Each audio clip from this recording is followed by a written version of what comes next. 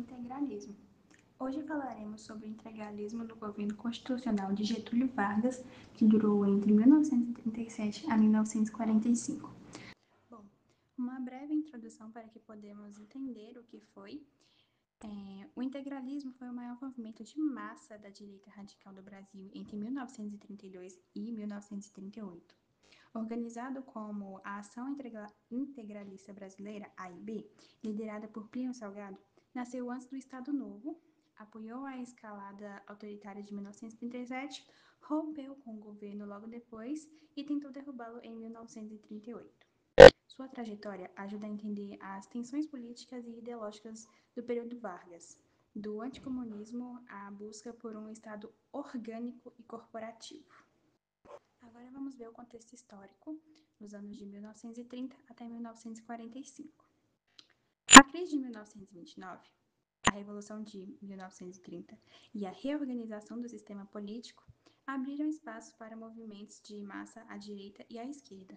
Após o levante comunista de 1935, a radicalização serviu de justificativa para o golpe de 10 de novembro de 1937, que inaugurou o Estado Novo com o fechamento do Congresso, nova Constituição e forte centralização do poder.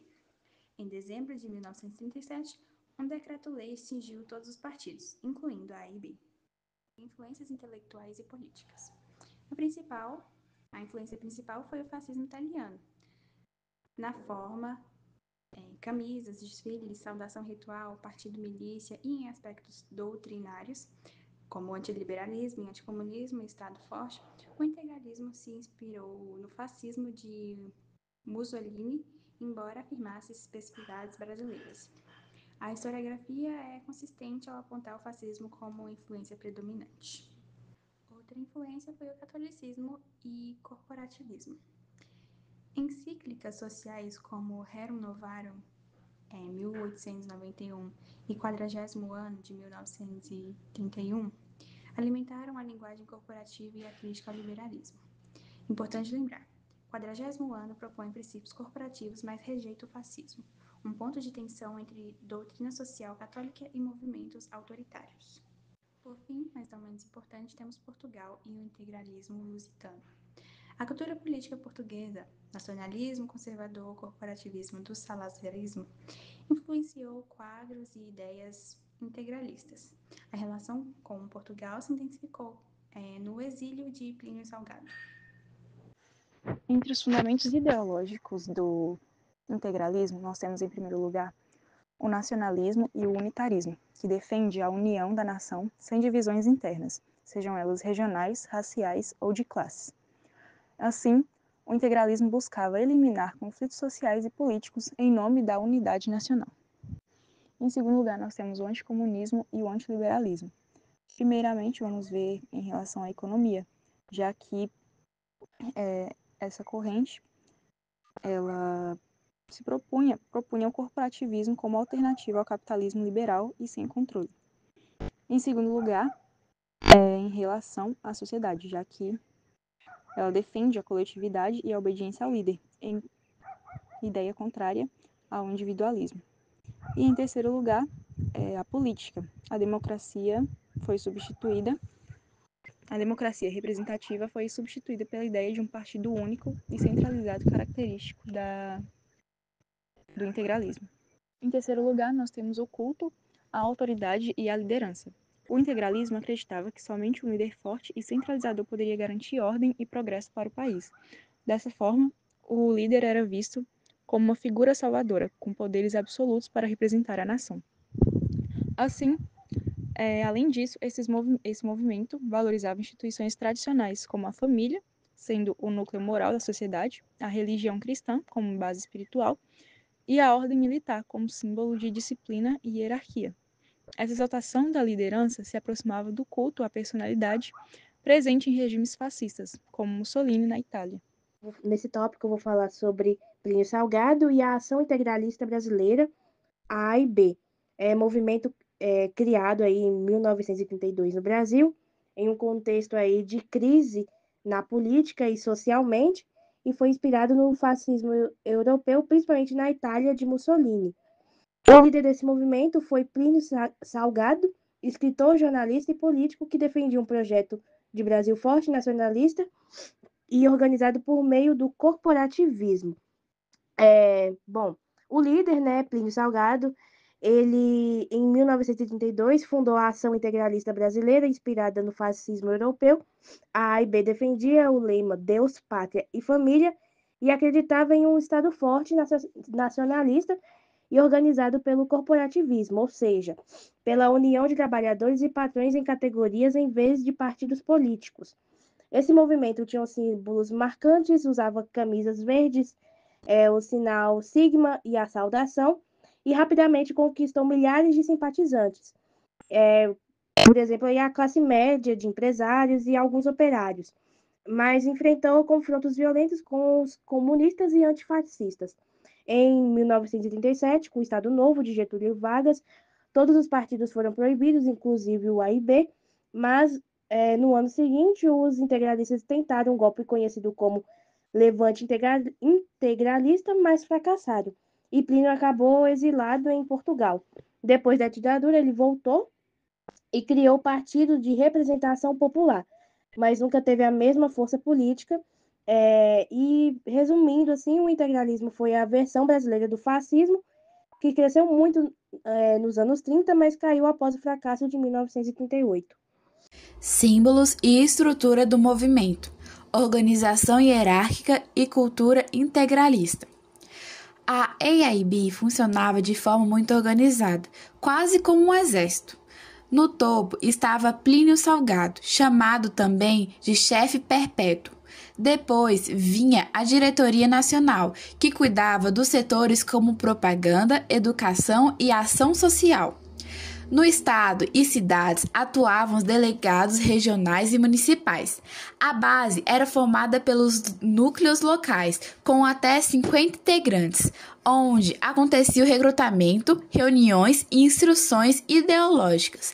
Além disso, os membros usavam distintivos que mostravam suas funções e precisavam jurar lealdade, além de contribuir financeiramente e participar das atividades do grupo. Ou seja, cada membro era controlado e vigiado desde a base até a liderança. Em relação aos símbolos, eles eram muito valorizados pelo movimento. As cores verde e amarelo ligavam o integralismo ao nacionalismo. O logotipo oficial era a letra grega, chamada sigma, que representava a soma das forças nacionais, muitas vezes acompanhada de uma flecha, simbolizando movimento e avanço. O uniforme era marcante, camisa verde, calça marrom e uma braçadeira vermelha, com a sigma branca. O lema oficial era Deus, Pátria e Família. Já a saudação usada em reuniões e desfiles era Anauê, uma palavra tupi que significa você é meu irmão. Cada detalhe visual era pensado para criar identidade e disciplina entre os integrantes. Em relação à propaganda, o integralismo investiu muito nela, criando jornais e revistas, propagandas de rádio e até hinos oficiais para a divulgação da sua ideologia. Também realizava congressos e grandes marchas na capital, sempre para mostrar disciplina, organização e capacidade de mobilização. A propaganda não só informava, mas também moldava a forma como a sociedade enxergava o movimento. Mas a propaganda sozinha não bastava. Era preciso conquistar os corações e mentes, principalmente dos jovens.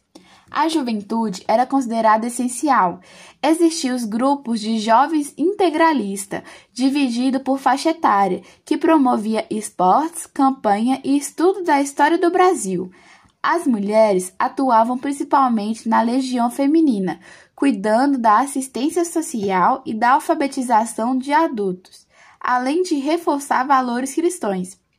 Até na cultura havia espaço para no que se chamava Semana da Arte Integralista, que reunia exposições de artes plásticas, músicas e danças folclóricas.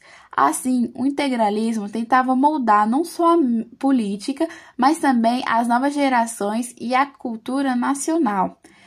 Essa tentativa de moldar a juventude e a cultura se apoiava em algo ainda mais profundo, a religião.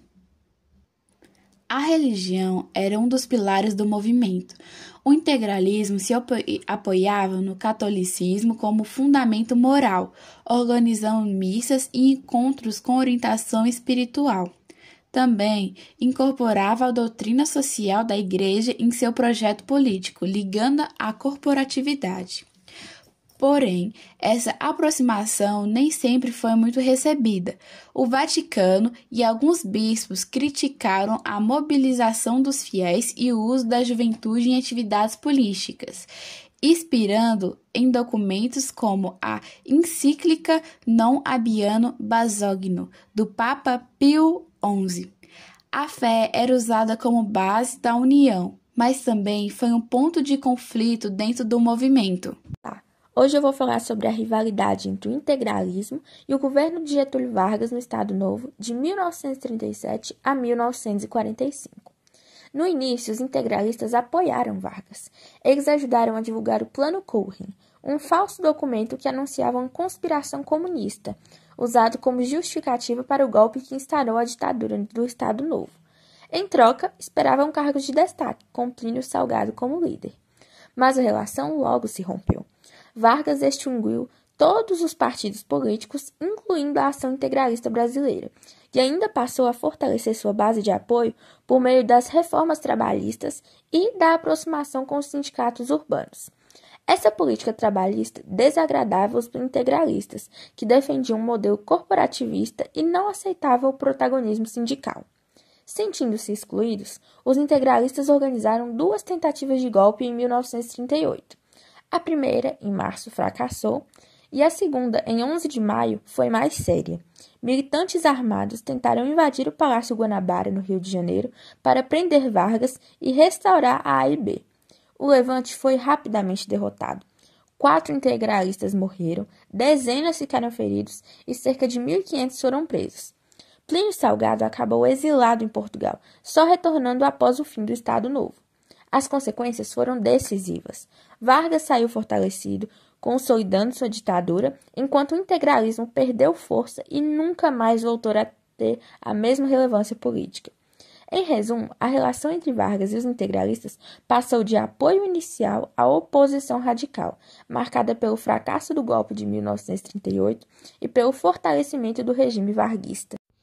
O integralismo no Brasil ele teve grande influência na década de 1930, mas seu declínio começou com a instauração do Estado Novo por Getúlio Vargas em 1937. Apesar de inicialmente apoiar Vargas, os integralistas eles foram surpreendidos quando o presidente dissolveu todos os partidos políticos, incluindo a Ação Integralista Brasileira.